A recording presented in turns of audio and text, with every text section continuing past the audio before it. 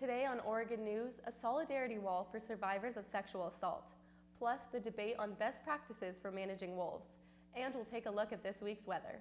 All that and more starting right now on Oregon News Update.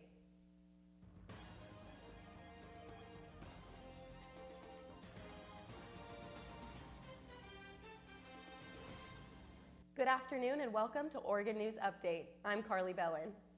Our first story today, we're heading into the last week of Sexual Assault Awareness Month, and one group has made it their goal to let survivors know they're not alone.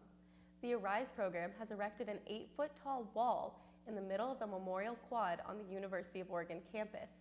This solidarity wall is a blank canvas for students to share their words of encouragement for survivors of sexual assault. Last year, students wrote things such as, "You are not alone," and "It is not your fault." Arise, the group responsible for creating the wall, will be on the Memorial Quad every day this week from 2 p.m. to 6 p.m. with markers for community members to add their contribution to the wall. This past weekend, a group of pro-gun activists gathered at the federal courthouse on Saturday. The activists, primarily made up of females, gathered to demonstrate female support for the Second Amendment. Many expressed reasons why females would support the Second Amendment, explaining that arms are important defensive tools. This rally comes in the wake of different events such as national walkouts and the March for Our Lives events. Feeling generally underrepresented in the Eugene community, the activists expressed discomfort with the idea of proposed gun reforms at the rally. Supporters at the rally said they know this is not the end to their fight. Stay tuned for more after the break. I'll never forget the day our landlord called and said, "Read your lease. No pets allowed." My owner tells him my dog ate the lease, but that didn't work. And now I'm stuck in a shelter, but this pit bull is ready for a new crib. I'm loving, loyal, and play well with others. So don't be intimidated by all my muscles, because the biggest one I have is my heart. That's right, I said it.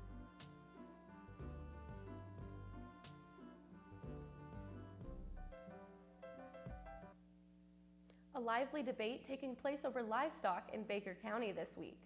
On Wednesday, 2 wolves were shot dead in an effort to stop the predators from killing cattle in the area.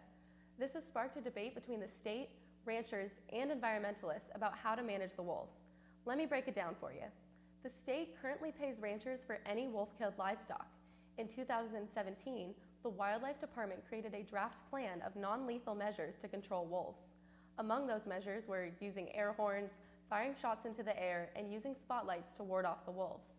The environmentalists believe that it is better to use these non-lethal options to stop the wolves from killing livestock.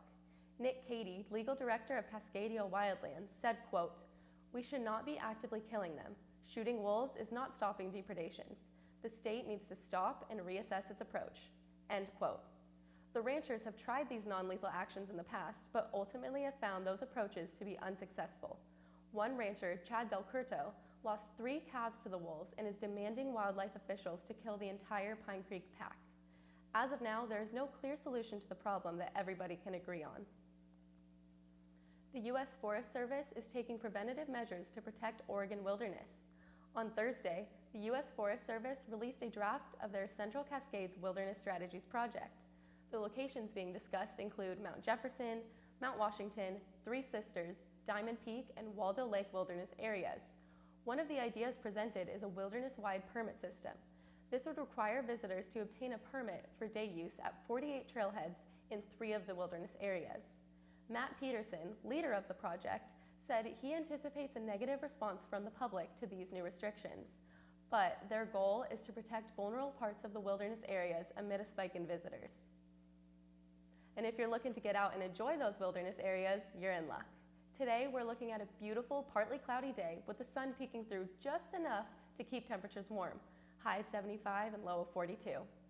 Over to Portland, who's going to see just a little bit more sun today. With less clouds up north, we're looking at highs just around 75 and lows just above 50. Heading eastward to Bend, where there's nothing but clear skies and sun, highs will stay at a comfortable 65, with lows dipping to 38 degrees. The movie that put Eugene on the map is turning 40 this year. National Lampoon's Animal House is celebrating its 40th anniversary this year, and Cottage Grove is planning a big celebration.